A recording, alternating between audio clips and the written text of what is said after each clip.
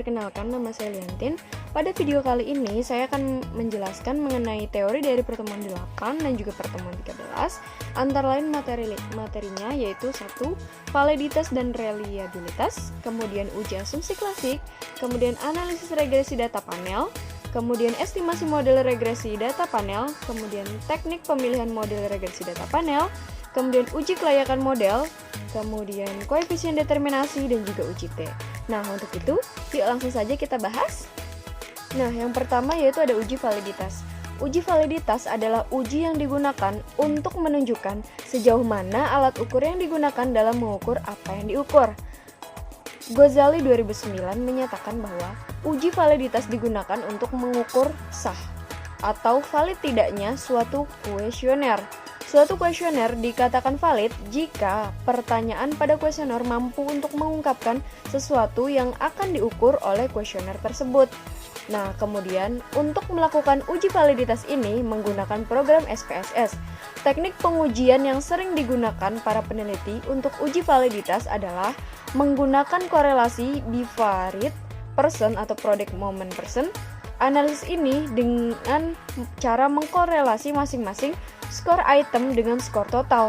Skor total adalah penjumlahan dari keseluruhan item. Item-item pertanyaan yang berkorelasi signifikan dengan skor total menunjukkan item-item tersebut mampu memberikan dukungan dalam mengungkapkan apa yang ingin diungkapkan valid. Jika R hitung lebih besar atau sama dengan R tabel atau uji dua sisi dengan signifikan 0,05, maka instrumen atau item-item pertanyaan berkorelasi signifikan terhadap skor total dan dinyatakan valid. Nah, materi yang selanjutnya yaitu ada uji asumsi klasik. Uji asumsi klasik adalah persyaratan statistik yang harus dipenuhi pada analisis regresi yang menggunakan pendekatan ordinary least square atau WLS dalam teknik estimasinya. Dengan demikian, perlu atau tidaknya pengujian asumsi klasik tergantung pada hasil pemilihan estimasi model regresi. Dalam regresi data panel, model yang berbasis ordinary least square atau WLS adalah common effect model atau CEM, kemudian fixed effect model atau FEM.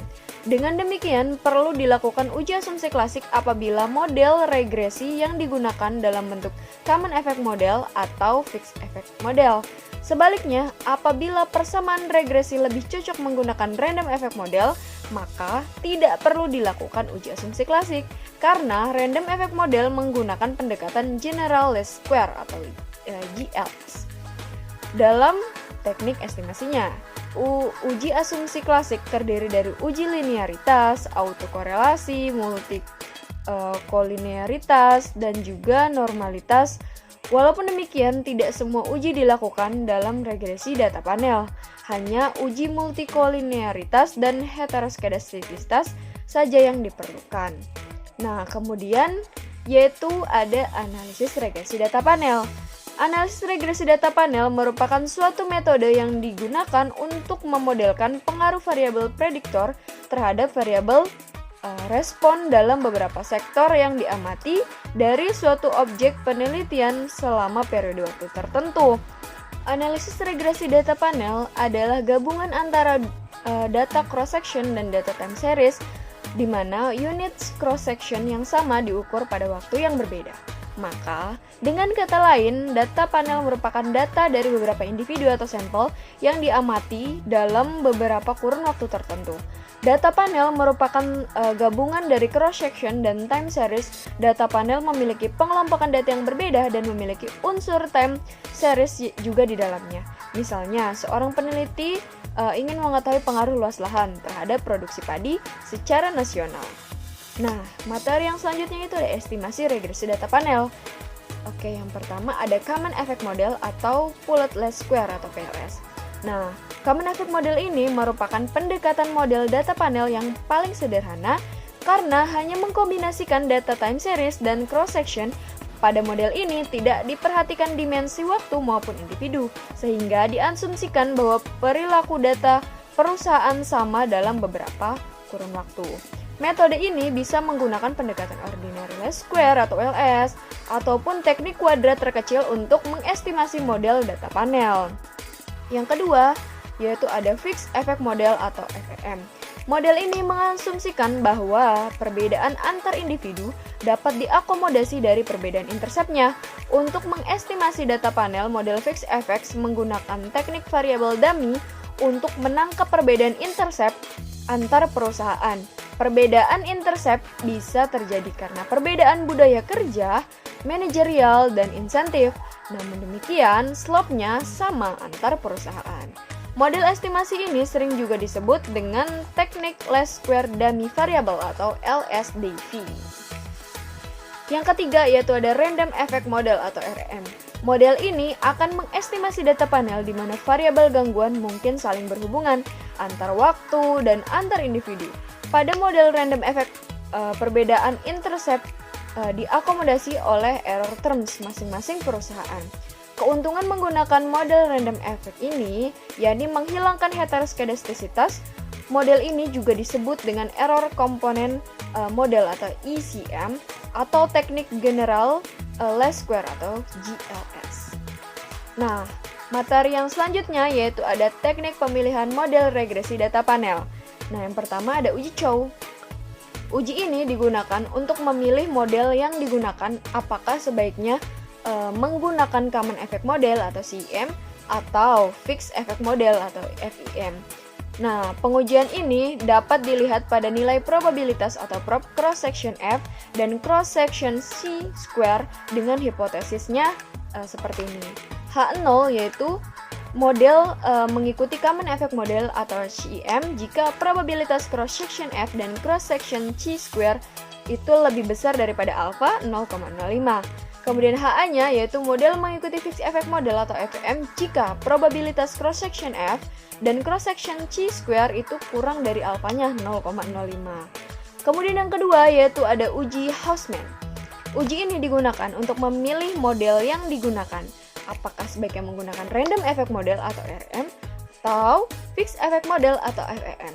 Pengujian ini dapat dilihat pada nilai probabilitas probes cross section random dengan hipotesisnya sebagai berikut. H0 yaitu model mengikuti random effect model atau RM jika nilai probabilitas probe cross section random itu lebih besar daripada alpha 0,05.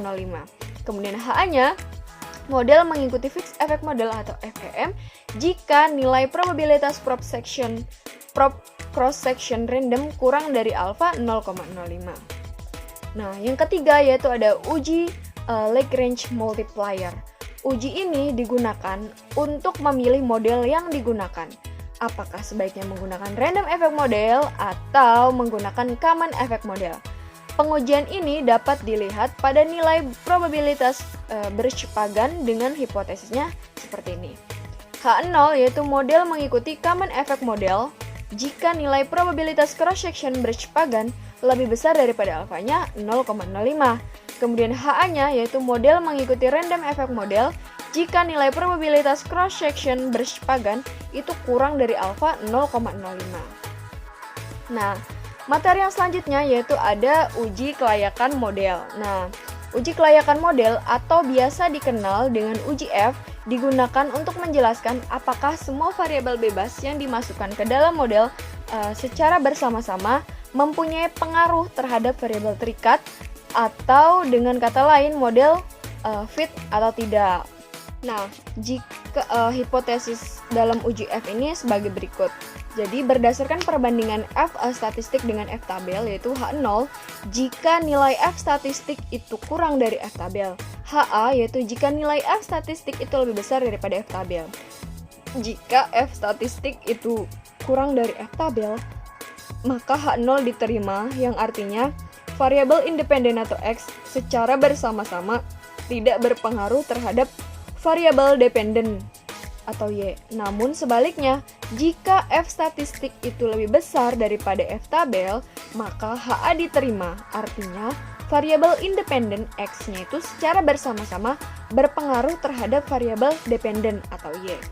Nah, jika berdasarkan probabilitas H0 yaitu jika nilai prob F statistik lebih besar daripada alfa 0,05, kemudian HA-nya jika 0 prob F statistik kurang dari alfa 0,05, jika prob F statistik lebih besar daripada alfa 0,05, maka H0 itu diterima. yang artinya variabel independen X secara bersama-sama tidak berpengaruh terhadap variabel dependen atau Y.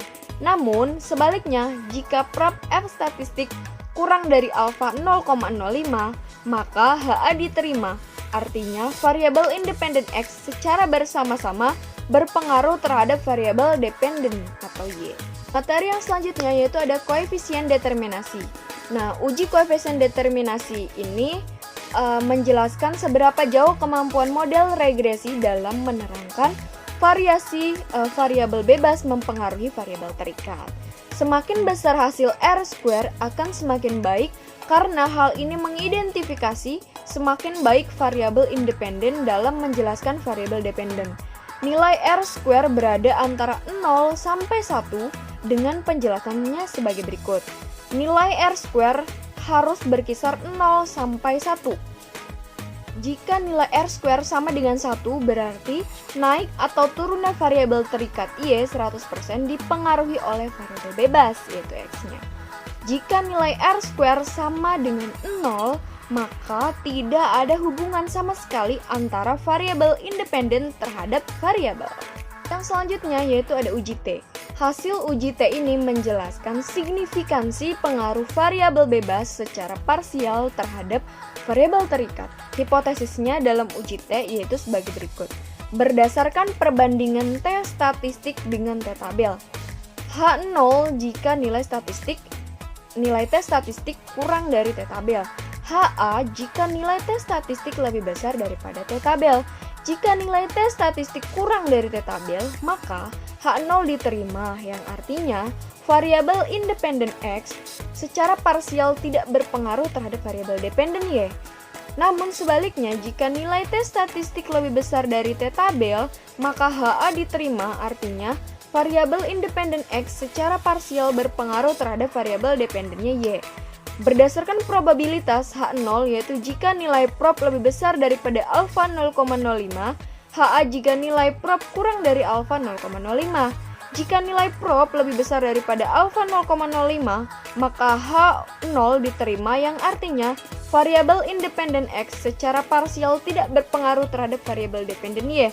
Namun sebaliknya, jika nilai prop itu kurang dari alfa 0,05, maka HA diterima, yang artinya variabel independen X secara parsial berpengaruh terhadap variabel dependen Y. Demikianlah penjelasan materi pada video kali ini. Semoga bermanfaat. Terima kasih. Assalamualaikum warahmatullahi wabarakatuh.